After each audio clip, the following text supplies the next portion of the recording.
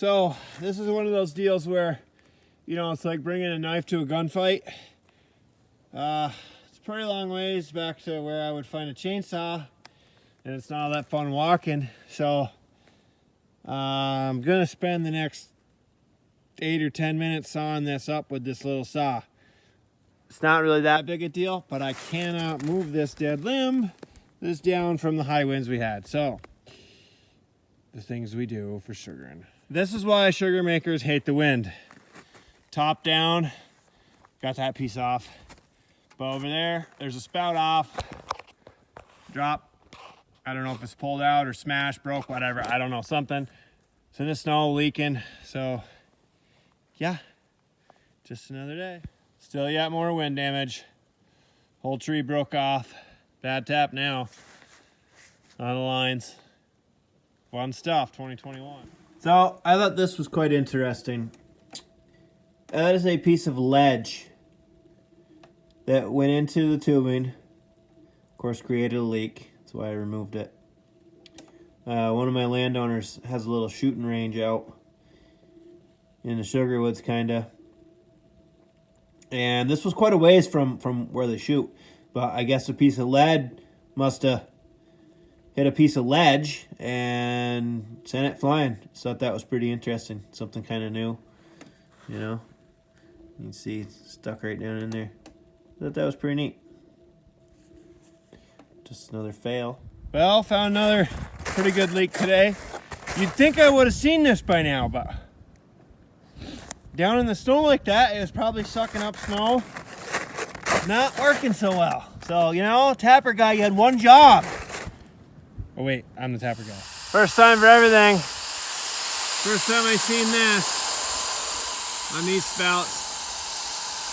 Break like that. So, something that just never seems to amaze me here in sugar world is how much we will be cheap and how much we will spend sometimes to be cheap. So yeah, we have a little situation here.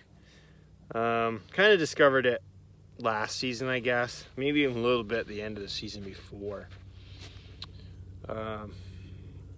It's kind of a big deal. It's kind of not. I'm not really sure if I'm getting a handle on it. So here we have an entrance. And you might ask yourself, what is on it? Why is it weird looking? Why is it got some sort of gray stuff on it? Well, I'll tell you what that is. It's this. Rust-Oleum leak seal. It says it stops leaks instantly. So, like I said, I've discovered that this gray pipe that I used from Webb's Charter says maple pipe on it. I do like the pipe. It's a HD stuff. It's 120 PSI. So, you know, pretty much every other industry standard maple pipe from Canada, or even later here in the US, it's 140-ish PSI. Or it's just a thicker wall, okay? And that thicker wall fits this the entrances better. That's what the entrance is made for, is that maple pipe thick wall.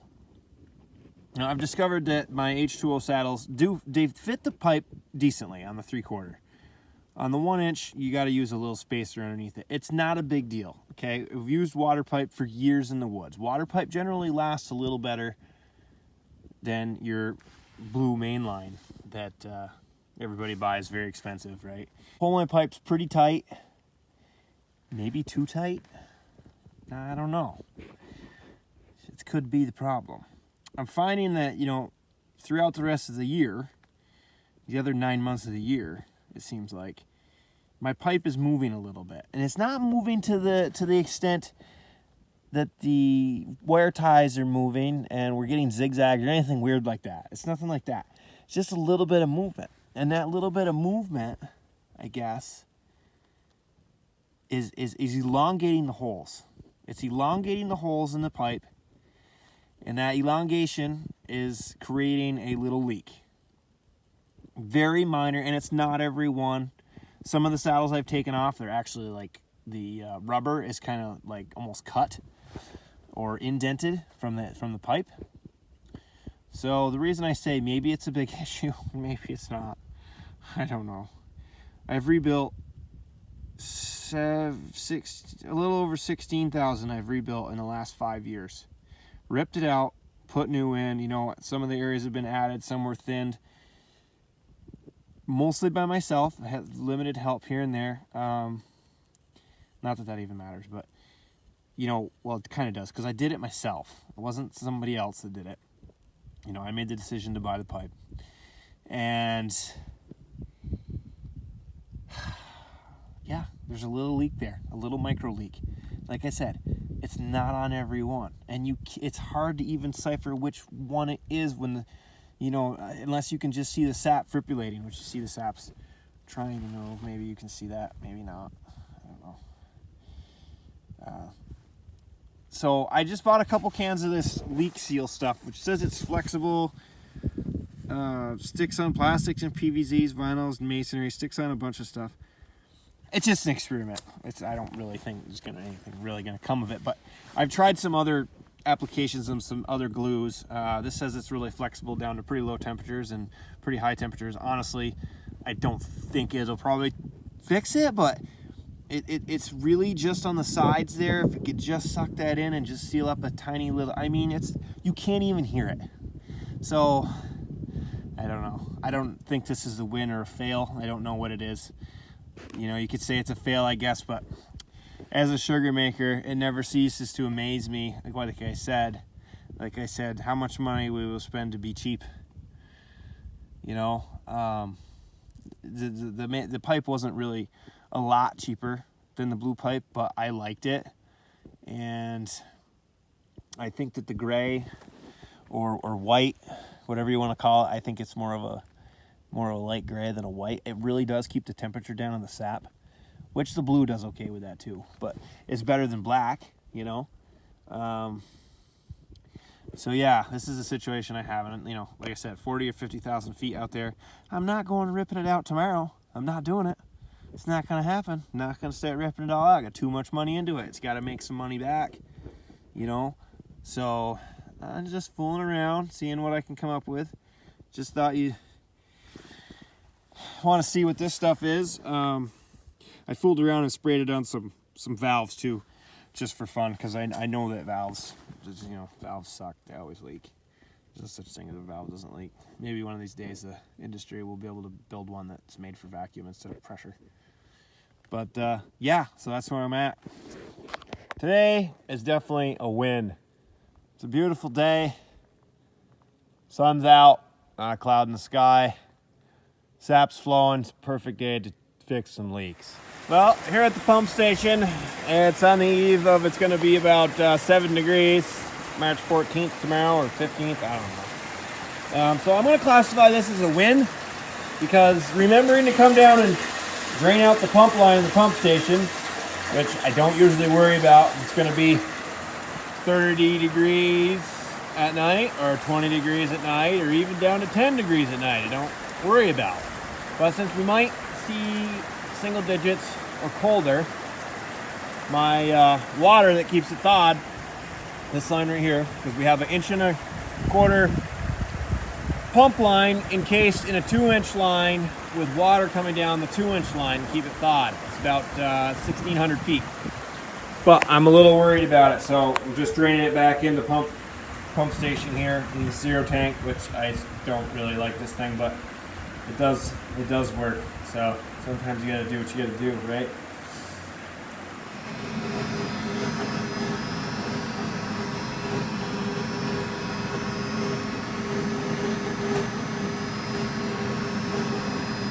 Now here's a definite win.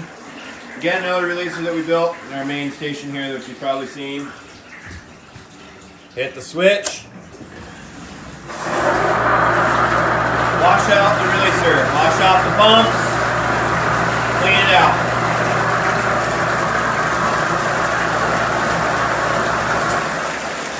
Done deal. Pumps are clean. Ready to go. Definite win. Quite a difference to go from one elevation to the next. This is one of my lower woods down below the sugar house, my pump station. And as you can see, there's virtually no snow here.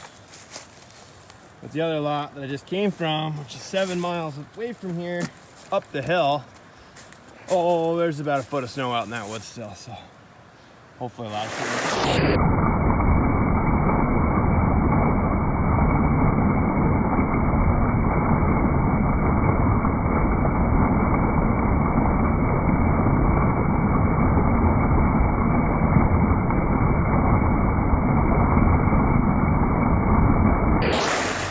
Well, here's a fail, I guess.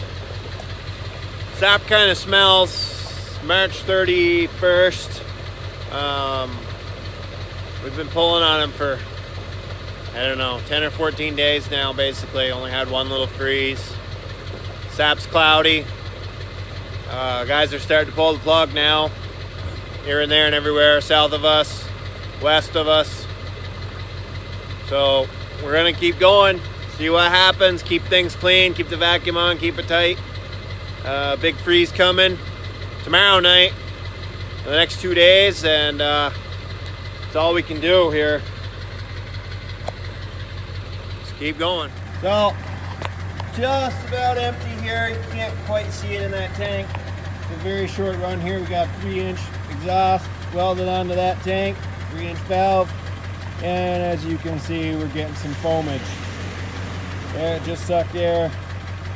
So if you know, you know what the foam means. We're getting there. So here I am, sitting in our break room at the sugar house. End of a long day here, pulling taps, hot. Just reflecting on the season that wasn't, I guess, or should have been.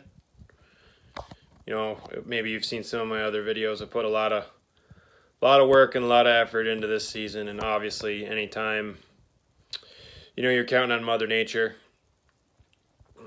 it may not always go as planned. So there's that. But we got like 5,000 taps left to pull out.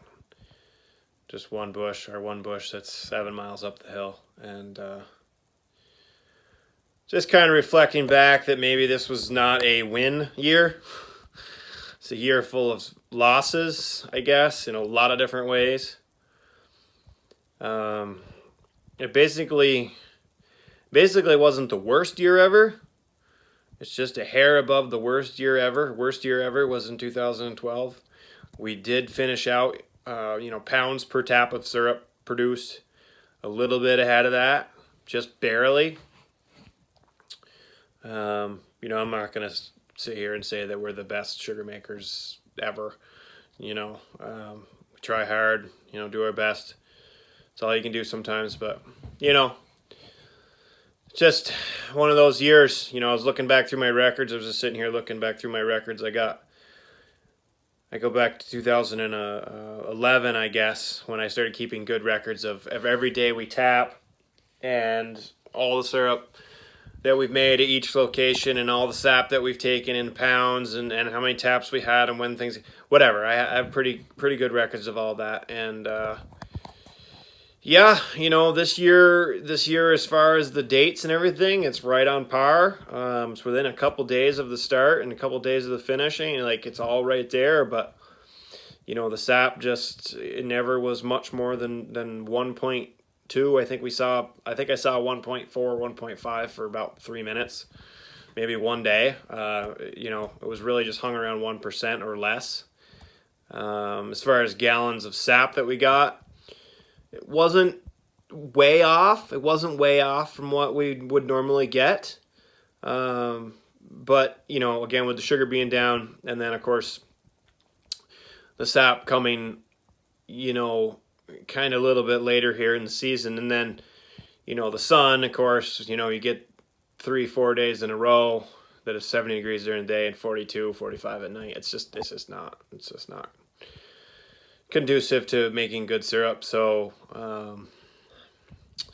all we can do is try again next year. So there was quite a few different videos I wanted to produce and get out there to you guys, finding leaks and things like that. I didn't get it done. I had full intentions of doing it, but it just didn't happen. So we'll see what this summer brings and see what other things we can get done. Good luck out there.